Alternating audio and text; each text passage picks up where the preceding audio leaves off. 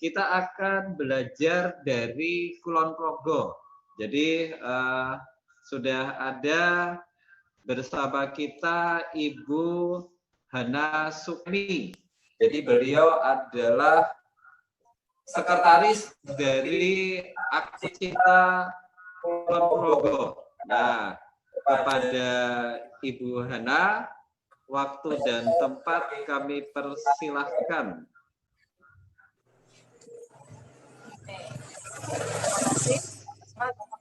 Halo, Bu Hana, monitor.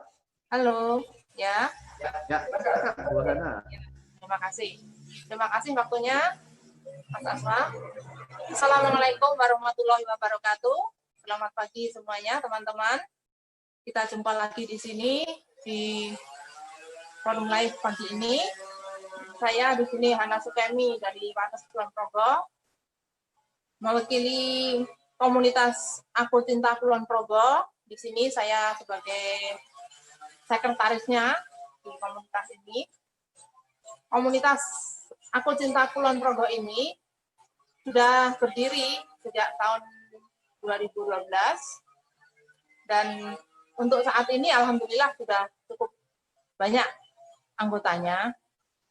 Di sini komunitas ini adalah komunitas yang mewadahi warga masyarakat Kulon Progo yang punya niat ingin membangun dan mensukseskan Kulon Progo dari berbagai sektor. Aku Cinta Kulon Progo adalah sebuah komunitas yang orang-orang yang mencintai Kulon Progo, baik orang yang berada di Kulon Progo maupun beliaunya berasal dari Kulon Progo, tapi saat ini sedang berada di luar Kulon Progo, kebanyakan jadi TKI, TKB, itu mereka berasal dari Kulon Progo maupun di luar Kulon Progo. Mereka punya niat baik untuk ingin memajukan Kulon Progo, membangun bersama. Nah, ini diwadahi dalam satu komunitas di mana namanya Aku Cinta Kulon Progo atau biasa disebut ACKP. ACKP berdiri sejak tahun 2012 dulu. Waktu itu pembukaannya juga direstui sama Bapak Hasto Wardjono waktu itu sebagai Bupati Kulon Progo. Untuk cerita tentang kisah sedikit tentang Kulon Progo ya. Kulon Progo merupakan satu kabupaten daerah istimewa Yogyakarta yang terletak di sebelah barat, jadi paling ujung barat wilayah DIY adalah Kabupaten Kulon Progo. Dari Kulon Progo ini, potensi-potensi yang ada dan kebetulan sampai saat ini sudah mulai bermunculan. Yang sudah ada adalah berasku namanya. Berasku itu adalah beras padi yang berasal dari pegunungan Menoreh. Itu namanya berasku. Nah, terus untuk air aqua di sini namanya airku yang terbuat dari pegunungan di wilayah Celreng. Nah, terus di Kulon Progo juga ada namanya Tomira, toko milik rakyat. Toko milik ini sebenarnya dulunya adalah akuisisi dari program peraturan pemerintah dari Bupati Kulon Progo yang mana berasal dari Alfamart dan Indomart. Alfamart dan Indomart yang berdiri di Kulon Progo itu wajib untuk menjadi Tomira. Alasannya apa? Karena untuk Tomira di sini bisa untuk menjadi wadah atau menjadi tempat berjualannya para UKM di Kulon Progo yang mana produknya sudah lulus kurasi dan layak untuk dipasarkan, nanti bisa dipajang di Tomira tersebut.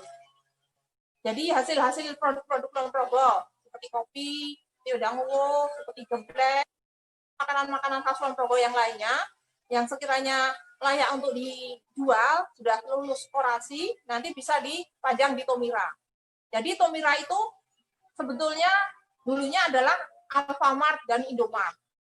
Nah, berubah menjadi Tomira apabila di Kulon Progo karena itu merupakan toko milik rakyat. Tomira adalah toko milik rakyat yang sepertiga dari display yang ada di Tomira tersebut adalah hak dari UKM di Kulon Progo yang ingin berjualan di Tomira, yang ingin memajang dan menawarkan produk-produknya di Tomira tersebut. Nah, kami di sini yang namanya ACKP sebagai penyalur produk. Jadi semua produk-produk UKM Kabupaten Kulon Progo kalau ingin ditampilkan di Tomira harus kami kurasi dulu di sini di ACKP ini. Semua produknya disalurkan ke sini, kami kurasi, nanti kira-kira layak dan sudah lengkap perizinannya dan semuanya sudah packagingnya juga sudah bagus, nanti bisa kami pajang di Tomira tersebut. Jadi untuk Tomira sampai saat ini sudah ada sekitar 25 Tomira yang sudah yang dulunya Alfamart dan Indomaret sekarang menjadi toko milik rakyat di Kulon Progo sudah ada 25 counter yang tersebar di 12 kecamatan yang ada di Kulon Progo. Nah, untuk produk yang lainnya tentang Kulon Progo ini terkenal dengan batiknya, namanya batik geblek renteng, yaitu batik yang dibuat dengan motif berbentuk geblek yang direnteng-renteng. Itu karena namanya geblek renteng, namanya geblek adalah makanan khas Kulon Progo yang terbuat dari pati atau dari ketela yang bisa dimasaknya adalah digoreng. Nah, itu makanan khas Kulon Progo yang saat ini digemari oleh warga sekitar. Nah, untuk produk geblek renteng ini terdapat di wilayah Lendah, Kecamatan Lendah sana, yang mana di sana adalah home industrinya adalah pembuat kerajinan batik untuk saat ini.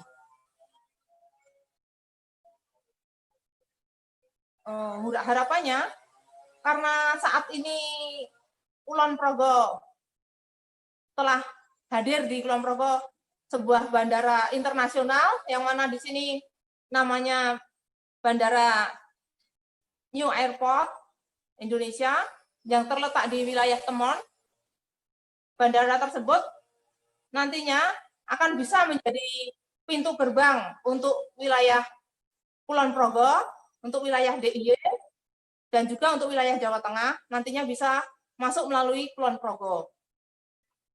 Di Kulon Progo ini juga bisa dibaca potensi wisatanya, karena lebih dari 30 destinasi wisata yang saat ini ada di Kulon Progo, dan alhamdulillah semuanya sudah bisa terbuka dan koordinatnya sudah baik dengan UMKM yang ada di Kulon Progo. Untuk keunggulan dan keunikan dari wilayah Kulon Progo, yang mana di setiap pasar-pasar tradisional yang ada di Kulon Progo ini selalu memiliki ciri khas tertentu, produk-produk tertentu di wilayah tersebut. Misalnya untuk wilayah Temon, di Pasar Temon sana ada namanya Pasar Sangon, yang di sana terkenal dengan produk growolnya. Nah, produk growol itu adalah makanan yang terbuat dari ketela juga, tapi di sana ada rasa khas tersendiri yang tidak ada di daerah lain. Itu namanya geblek, namanya growol. Nah, sedangkan untuk di wilayah khas Kulon Progo yang dulunya itu sebenarnya di setiap wilayah itu ada, itu wilayah geblek itu di setiap daerah sebenarnya ada. Cuma sekarang diangkat menjadi makanan nasional yang berasal dari Kulon Progo. Itu namanya geblek, rasanya enak. Nanti kalau yang ingin nyoba bisa beli di tempat kami. Nah, terus untuk wilayah Kokap, pasaran Kokap itu terkenal dengan gula Jawanya. Gula Jawa yang saat ini diangkat menjadi gula semut. Nah, itu sudah go internasional yang sudah ekspor ke luar negeri. Untuk gula semut ini di wilayah Kulon Progo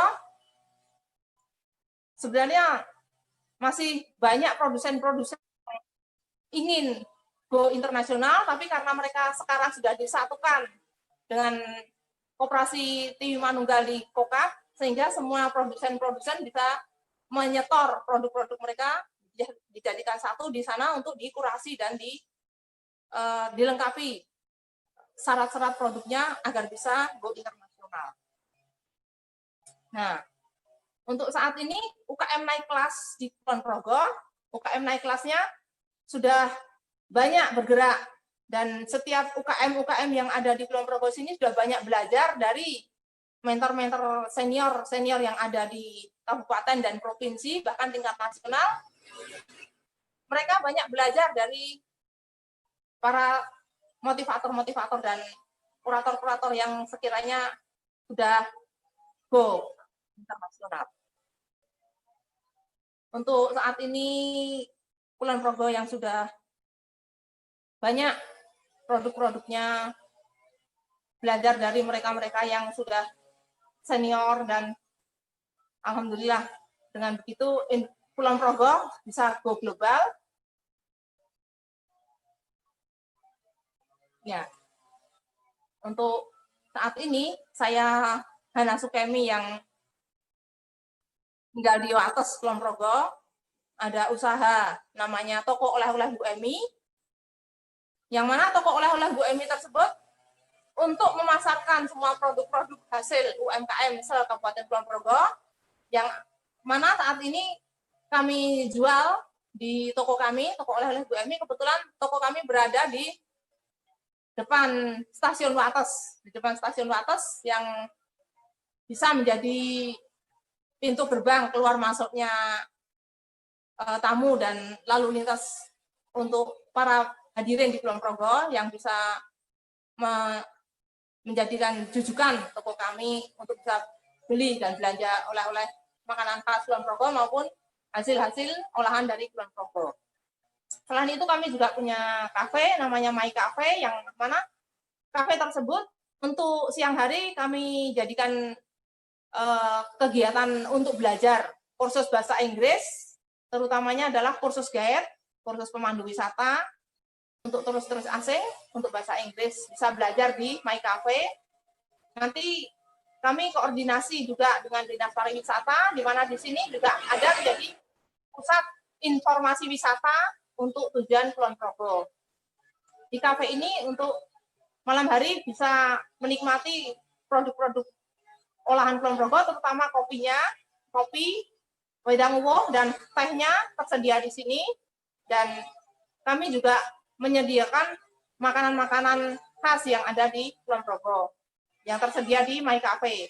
Jadi untuk My Cafe ini sebenarnya bukanya 24 jam, tidak pernah tutup, tapi karena kegiatannya bergulir untuk siang hari untuk pembelajaran bahasa Inggris dan kursus guide, sedangkan malam hari bisa untuk kafe dan tempat pembelajaran untuk para mahasiswa-mahasiswa yang ada di Kulon Progo, sehingga aktivitas kami full time. Nah, kebetulan di sini juga tempat kami juga ada tempat penitipan sepeda motor juga. Jadi para penumpang-penumpang kereta api yang ingin naik kereta api bisa menitipkan sepeda motornya di tempat ini. Nah, sebelum naik kereta api, nitip sepeda motor dulu, terus mampir di toko kami untuk beli oleh-oleh. Nah, nanti bisa langsung naik kereta api. Itu jadi jalurnya sudah terkonsep.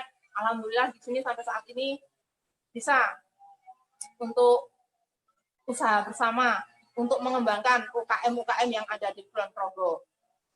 Demikian informasi yang bisa kami ceritakan. Mohon maaf kalau ada salah dan kurangnya. Nanti kalau ada informasi atau pertanyaan-pertanyaan yang sekiranya bisa kita menjawab. Ya, terima kasih.